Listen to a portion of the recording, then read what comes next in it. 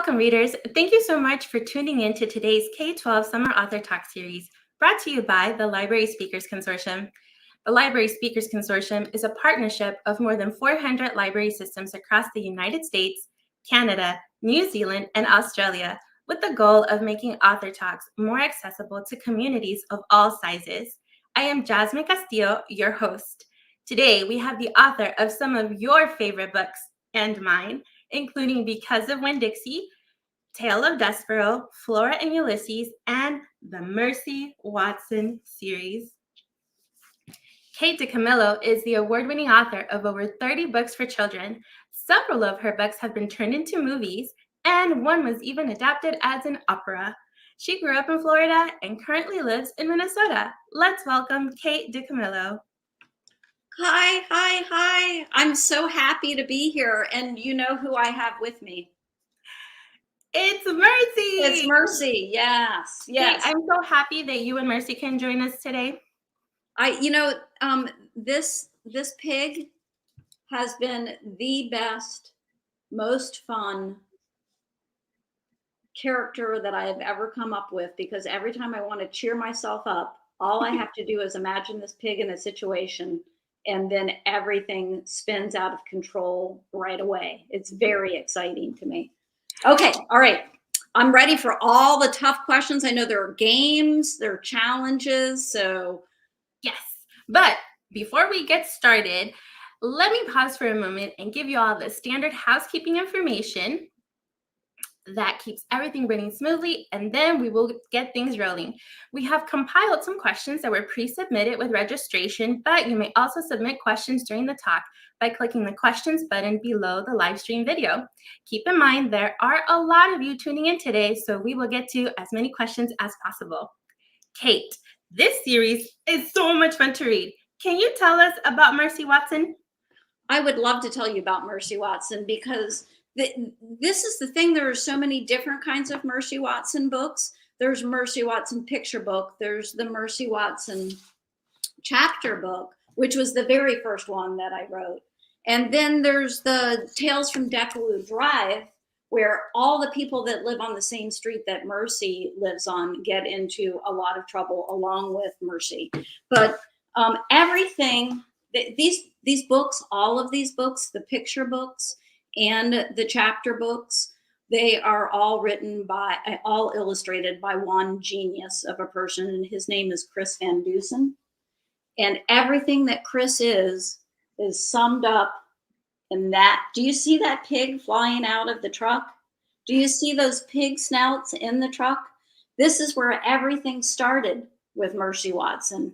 This is how she found her way to Mr. and Mrs. Watson's house. And she fell off the truck, and then look, here she is walking towards their house, because every porcine wonder was once a piglet, right? And what does she find when she gets to the house? You have it actually right there with you, Jasmine. Hold it up. Is it this? Toast. Toast. And so from the minute she gets to the Watson's house, she is introduced to Toast. And Toast is the thing that she loves most. And it is the thing that motivates her. And it also is kind of like a little bit of a metaphor for love. And that Mercy always has this unconditional love. And Mrs. Watson is always making her a lot of toast. Can I show this picture before you start asking me all the hard questions? Yes. This is original art that Chris Van Dusen sent to me. And you can see there's Eugenia Lincoln, there's Mrs. Watson, Mr. Watson, Ned and Lorenzo, the firemen, a stack of toast, Mercy the pig. And I know we're going to talk some about Eugenia Lincoln. I can't wait. So that's the world of Mercy. And it has been this wonderful thing for me, because readers very much, and I get letters all the time from kids with ideas for Mercy Watson books, because kids have figured out the same thing I've figured out.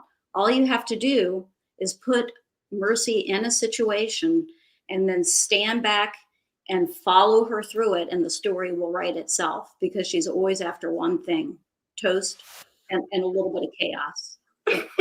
Well, that reminds me, after reading Mercy Watson, I'm always left wanting some toast with a great deal of butter. Ara, Greg, Eleanor, Adeline, and Susie were all very curious. How did that come about? Is that your favorite snack? I wish that I had a short answer for this, but I don't. So I'm going to have to give y'all the long answer.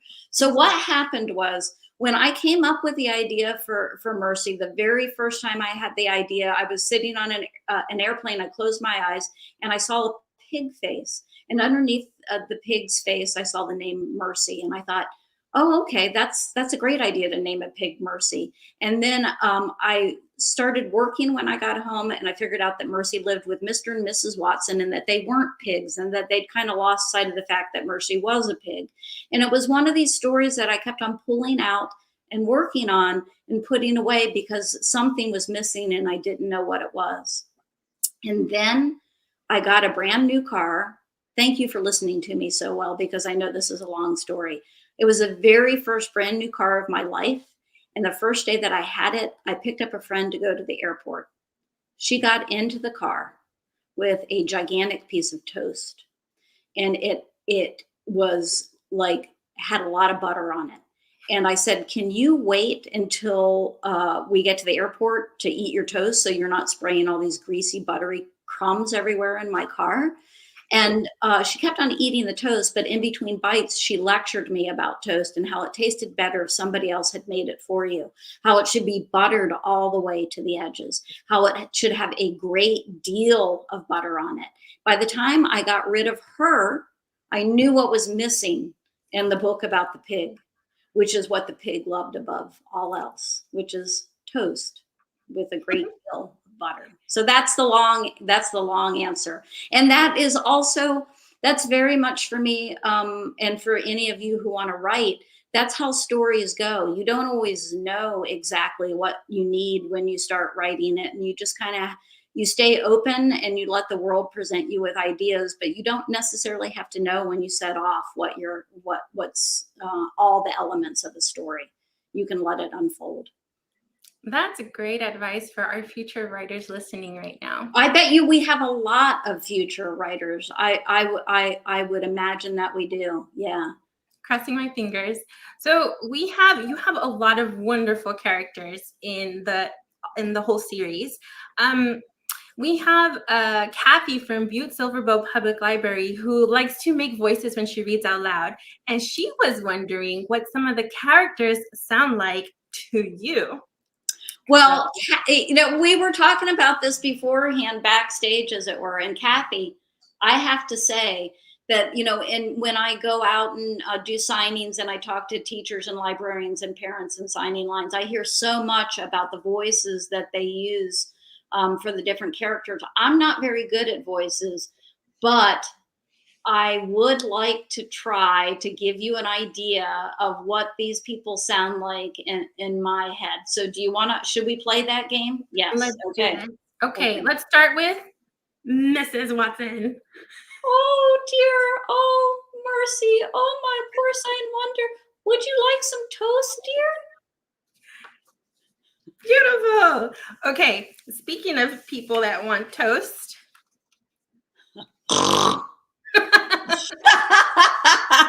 That was tricky because Mercy doesn't talk, but we know Mercy only says oink. And it's also fun just to do a deadpan oink, oink. And one of my favorite characters, our favorite grumpy neighbor, Eugenia Lincoln. How does she sound? Eugenia Lincoln, are you ready? Yes. Pigs do not live in houses. That's exactly how I imagine her. Thank you for that, Kate. It's funny to me that so many times when I talk to kids about their favorite character in the book, it's not always Mercy. It's Eugenia Lincoln a lot of the times. And I just was doing a signing a couple months ago, and I said to a little girl, why do you think you like Eugenia Lincoln the most? And she said, because she's related to the Grinch. Speaking of Eugenia, the Franklin family wants to know, is that character based off of a real person? It's y'all are the Franklin family?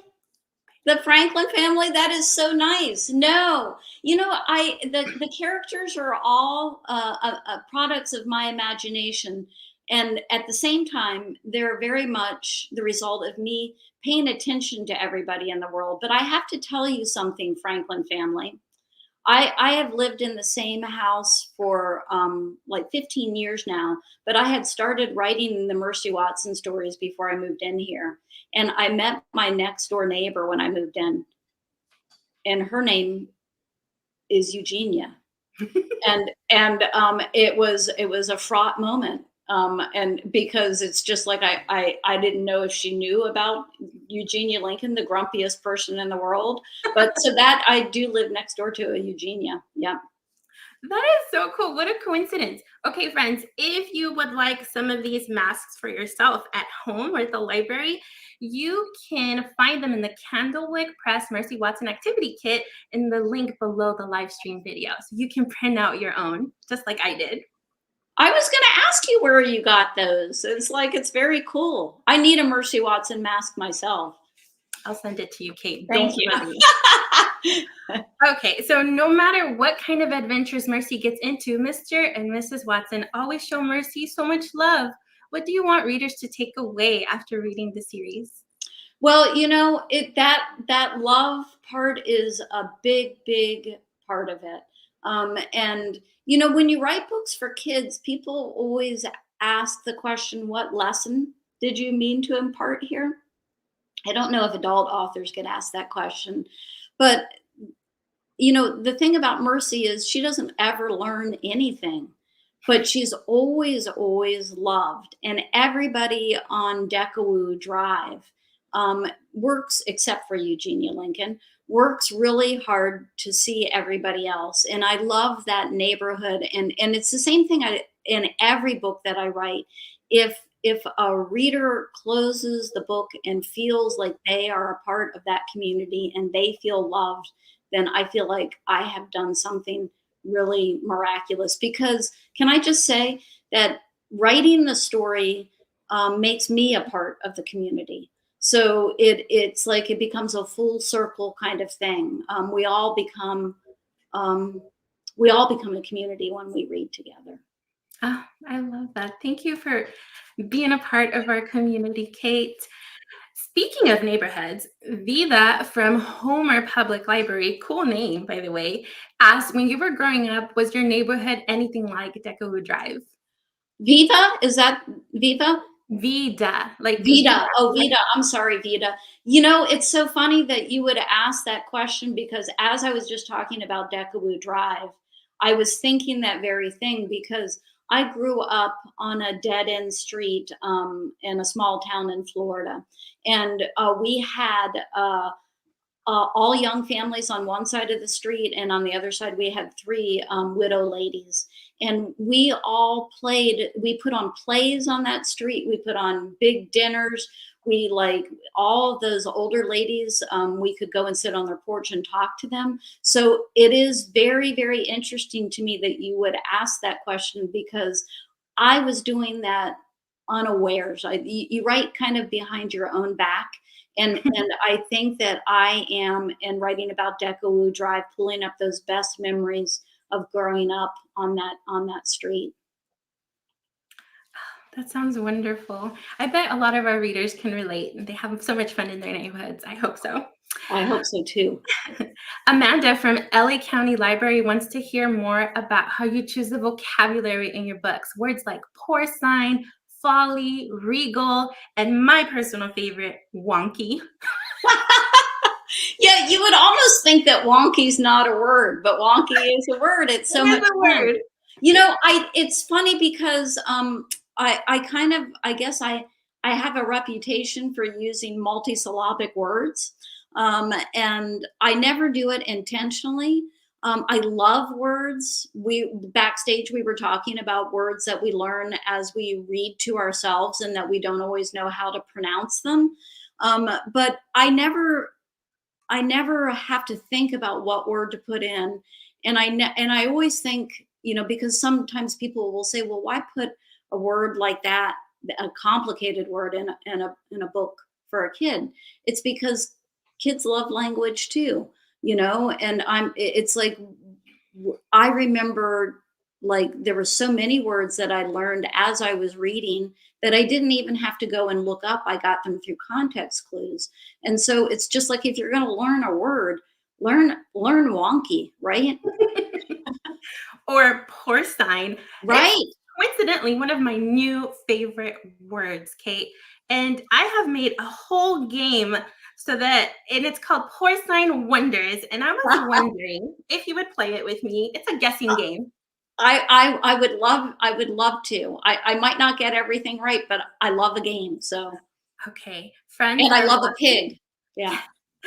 Friends, if you're watching, I want you to see if you can guess the pig that I'm talking about before Miss Kate. So some of them will be really easy and newer, and some of them will be classic. These are all pigs from a book. Let's see. I bet you'll get the first one. Let's see if you know it, Kate. Yeah, that's Piggy. From Elephant and Piggy. Yeah. And those books. I hope all of y'all know those books. They are so fantastic. They are so fantastic. They are so fun to read. Friends, if you don't know these yet, you need to check them out today. Okay, your library has them. Yes. Okay, this next one, classic. Well, I grew up with that pig. That's Piglet from Winnie the Pooh. Yes, Yeah. Winnie the Pooh. I love this book. Winnie the Pooh, the original Winnie the Pooh. I still reread those stories. They are so fantastic and so funny. Look how tiny Piglet is next to Pooh. And you know what? I always like to say to my editor who helps me write the books, I always say, when I'm lost in the story, I'll say, I'm just Pooh and Pigleting you. I just want to know that you're there. And yeah, that's a pig. Okay, all right. Next one. How about this one? That is Olivia. Yes, starts with an O. It's Olivia. And that's the whole series too, my friends, if you haven't checked it out yet. Okay, and the next one. That's not a pig. Are you sure? I mean, that looks like a dog to me. It looks like a pug. Yes. Okay, that was tricky, friends, because this is actually a pug, but his name is Pig. Pig the pug. That's great. I don't know. I did not know Pig the pug, and now I have met him, and I will never forget. Yeah. You have to check him out. He's pretty silly, and he has a whole series as well.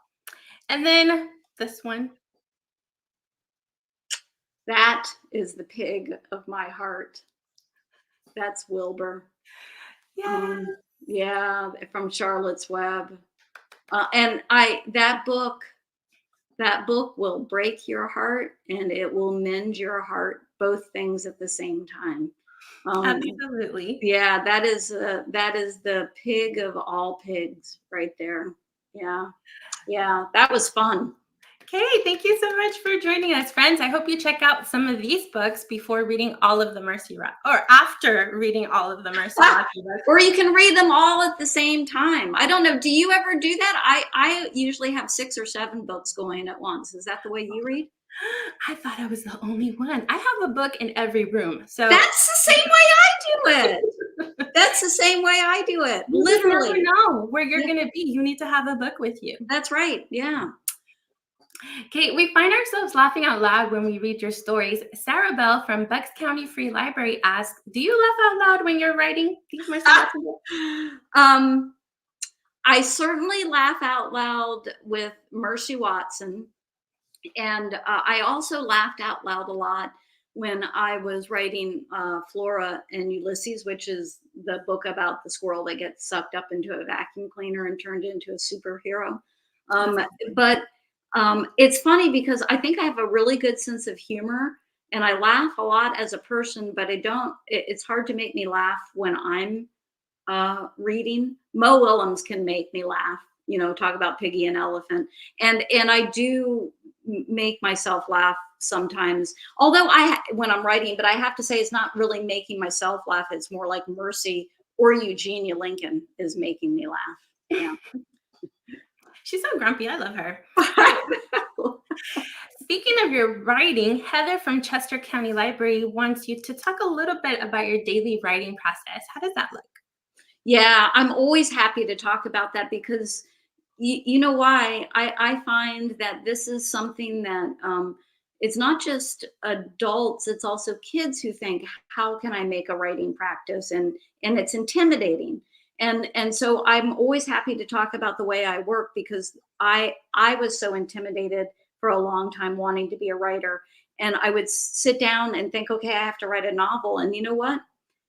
That's a really hard way to work. So what I did and what I still do is I have a goal of writing 2 pages a day, and I do it first thing in the morning. And I do it before I do anything else. And I let it be really lousy.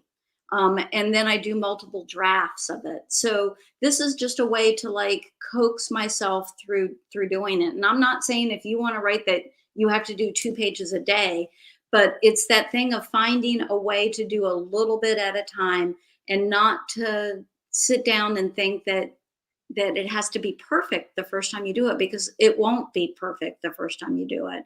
So, and before it's 1:21 here. I got up at 5:30 this morning and I did my 2 pages, and then I feel like the real work is done for the day. So, and that's the way I've done it for a long time. That's a really great practice. Just do it first thing in the morning. Yeah, you know why you do it first thing in the morning? Is before you can talk yourself out of doing it. You're right. And then Yeah. you're like, oh, I have this to do. I'm going to do this. Real quick. Right. Yeah. Because there's always that fear, so you just do it and then it's done. Yeah. Kristen, also at Chester County Library, wants to know what is the most rewarding part of being an author for you? Kristen, it's this.